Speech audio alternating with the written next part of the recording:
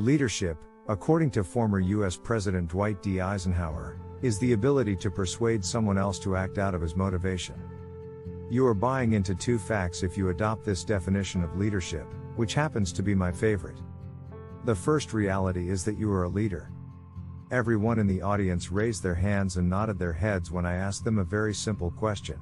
Have you ever been in a situation at work or at home where you tried to get someone else to do something immediately?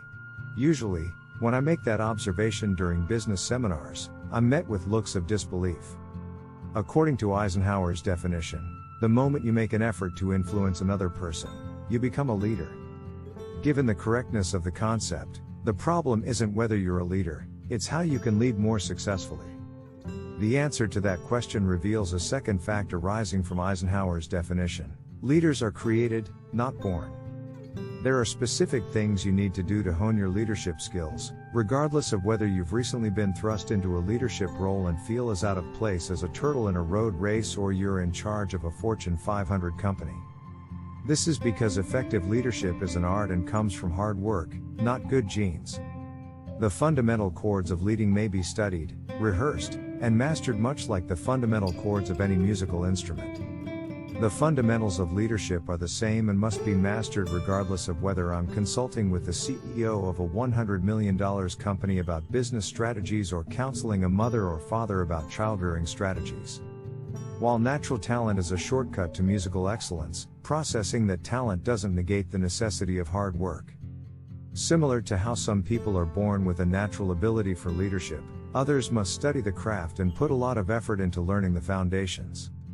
Even those with less natural leadership ability can succeed if they are prepared to learn and apply the fundamentals. Effective leadership requires diligent research and hard labor.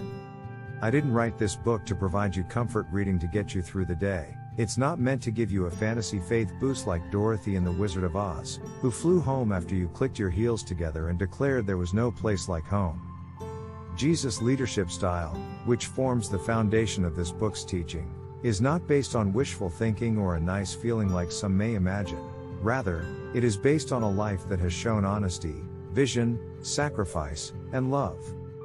Jesus started a movement that has inspired millions of people for the past 20 centuries in just 3.5 years, all without leaving his hometown, without authoring a book, without leading an army, and without having a governmental position. How could one individual have such a big impact on the globe? He used methods that we may learn, apply, and finally perfect while directly instructing folks. His plan was thoroughly thought out and the result of a guy with excellent character and well-honed leadership abilities, not the outcome of a fortuitous roll of the dice. He wasn't successful because he assembled a group of superstars, rather, it was because he taught his group the morals and abilities that they would later need to impart to others. Having said that, I want you to know that I'm not writing this book from the vantage point of someone who has attained the height of success and from my lofty vantage point in telling you how to get where I am. Jesus' harshest words were aimed at leaders who looked competent on the outside but were rotten on the inside.